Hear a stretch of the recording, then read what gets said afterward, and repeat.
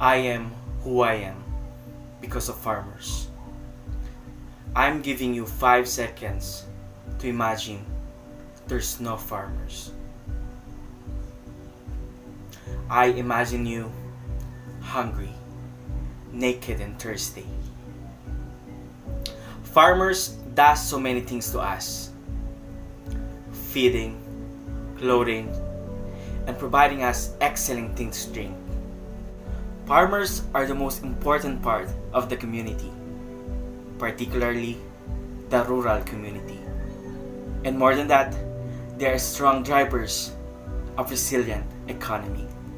I grew up in a nature-friendly and quiet sleepy town in the province of Laguna, where agriculture and farming are abundant. The reality of poverty hit me seriously. Today, I'd like to talk about poverty and the ways we could possibly overcome it. As a child, I experienced the adverse impact of poverty. As I look around, I realized that the poverty I knew was just one of the poverty. Relevantly today, I have seen different forms of poverty. The poverty of resources, the poverty of knowledge, and the poverty of the soul. And because of poverty, we are all holistically hungry.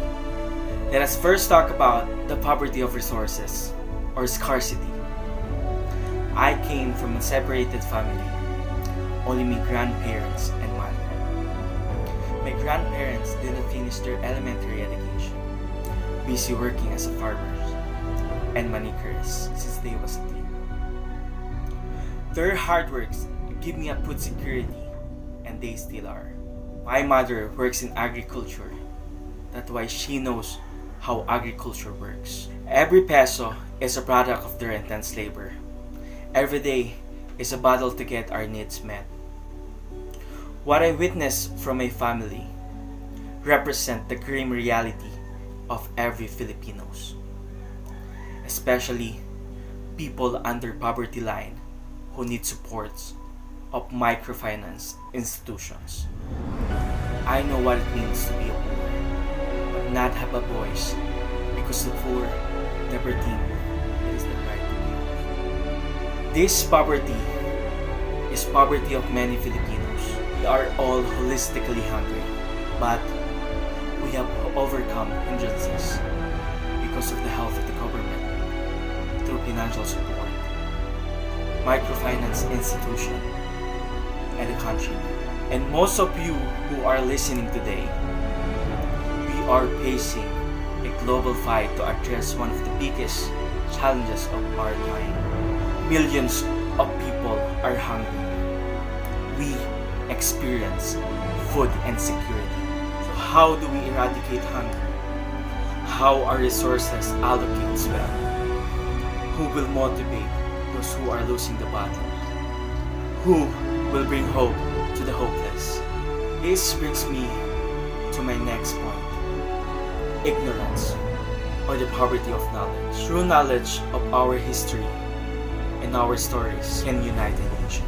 The poverty of it can divide and destroy a nation. We all agree to this. We know what history tells us.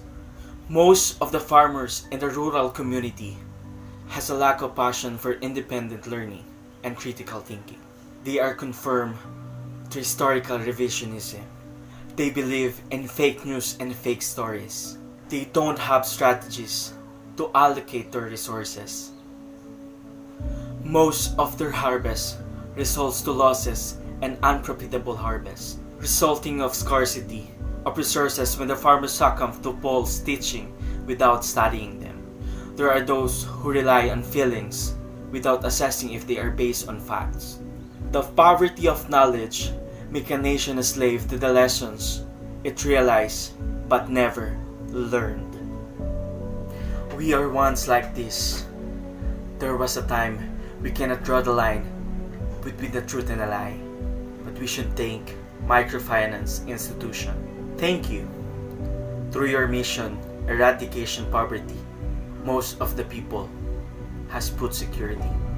This institution of learning taught us to question our beliefs, grow, innovate, help, and secure our finances. He taught us to be critical thinkers, creative learners, and risk takers. And most important, poverty we have to overcome is wickedness, or the power of souls.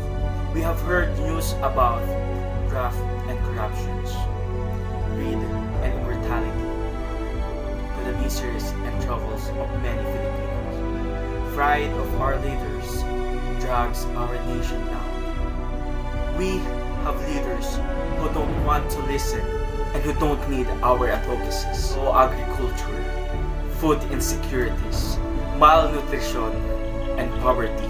The culture of impunity has become rather normative in the present dispensation. As we go out in this world, the question we need to ask to ourselves are not, I am ready, but have I truly overcome poverty? Or how can someone who is not free from poverty set people free? How can blind lead the blind? How can someone never know change the nation? My challenge for all of us are very clear. Only then can we be honorable and excellent. Only then can we serve this nation to eradicate poverty. We must act now, build back better, and make differences in the lives and communities everywhere.